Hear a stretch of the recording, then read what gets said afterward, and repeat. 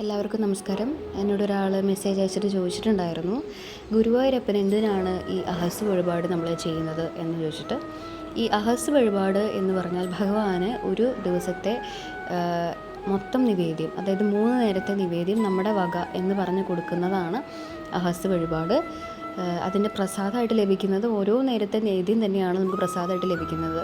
അതായത് രാവിലെ തുടങ്ങി പാൽപ്പായസം തുടങ്ങി വൈകിട്ട് നട അടയ്ക്കുമ്പോഴുള്ള നമുക്ക് കിട്ടുന്ന അപ്പം, അട എല്ലാം അടക്കം എന്തൊക്കെയാണോ ഭഗവാൻ നേദിക്കുന്നത് അതിൻ്റെ എല്ലാം നമുക്ക് നേദ്യമായിട്ട്, ആ നേദ്യമെല്ലാം നമുക്ക് പ്രസാദമായിട്ട് കിട്ടും. അഹസ് വഴിപാടിന് 3000 രൂപയാണ് ഗുരുവായൂർ അമ്പലത്തിൽ. ഒരു ദിവസം മുന്നെങ്കിലും നമ്മളതിനെ ചീറ്റാക്കണം. ഈ അഹസ് വഴിപാട് നമ്മൾ ചെയ്യുന്നത് പ്രധാനമായിട്ടും കാര്യസാധ്യത്തിന് തന്നെയാണ്. അതിനേക്കാൾ അപ്പുറത്തൊരു പ്രധാനമായൊരു കാര്യം എന്താണെന്ന് വെച്ച് കഴിഞ്ഞാൽ, ജോലി തടസ്സം, അതുപോലെ തന്നെ ജോലിക്ക് വേണ്ടി ശ്രമിച്ചിട്ട് കിട്ടാത്തവർ, അവർക്കൊക്കെ വേണ്ടിയിട്ടുള്ളതാണ് ഈ ഒരു വഴിപാട്. ഒരുപാട് നാൾ പരിശ്രമിച്ചിട്ട് ജോലി ആവാത്തവർക്ക് അതിൻ്റെ എല്ലാ തടസ്സങ്ങളും മാറിക്കിട്ടും. അപ്പോൾ നിങ്ങൾ ചെയ്യേണ്ടത് എങ്ങനെയാണ്, ഗുരുവായൂർ അമ്പലനടയിൽ ചെന്നിട്ട് നിങ്ങളെക്കൊണ്ട് പറ്റുന്ന പോലെ ചെറിയ എന്തെങ്കിലും ഒരു വഴിപാട് ഭഗവാന് കൊടുക്കുക.